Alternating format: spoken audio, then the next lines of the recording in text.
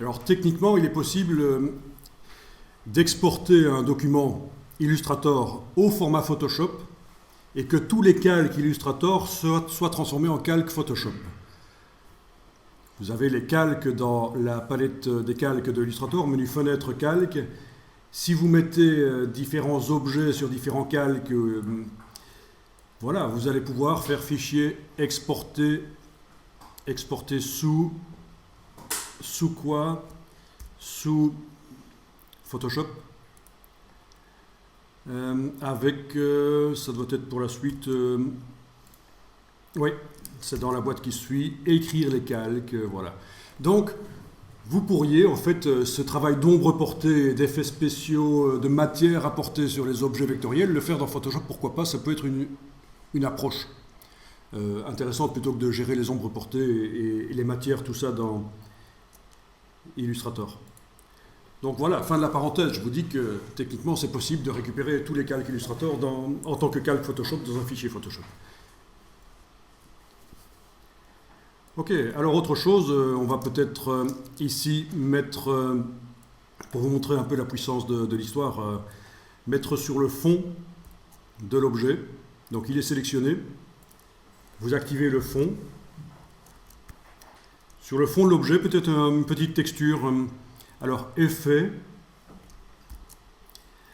Il y a plein de textures qu'on peut mettre, je veux dire, mais voyons un peu. Un effet de bruit.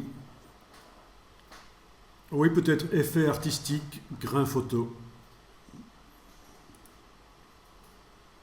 Ça va donner de la matière à l'objet vectoriel. Alors, il y a une grande fenêtre qui s'est ouverte, du coup, vous la voyez. La galerie des effets, qui permettent de passer rapidement en revue les effets.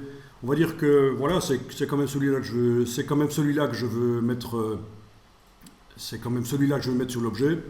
Je savais à l'avance celui que je voulais mettre, parce que ça peut servir à explorer, cette galerie des effets. Et ici, je vais modifier la quantité de grains. Voilà. Ok. Donc ici, il n'y a pas grand chose d'autre à faire. Ok, on va dire c'est bon comme ça. Ok. Et voilà, j'ai un objet qui a du grain énormément sur son fond.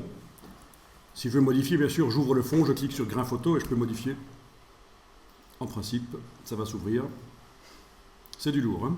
L'ordinateur ici que j'ai n'est pas extrêmement puissant, il date de 2013, donc il a quand même ses 6 ans dans la vue, donc on ne peut pas m'accuser d'utiliser un ordinateur plus puissant que ce que vous utilisez. Hein. Normalement, vous êtes plus rapide avec vos ordis, là.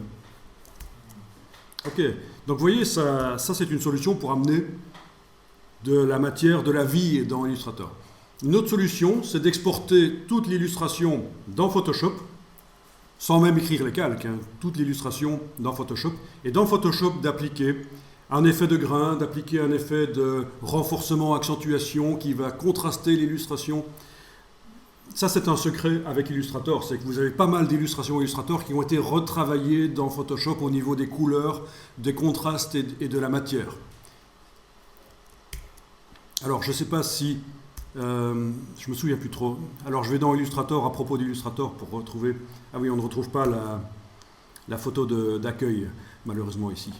Mais souvent, dans les photos d'accueil des versions d'Illustrator, vous avez une illustration, elle vous paraît super chouette, elle a été retouchée dans Photoshop. Ce n'est pas fait qu'avec Illustrator.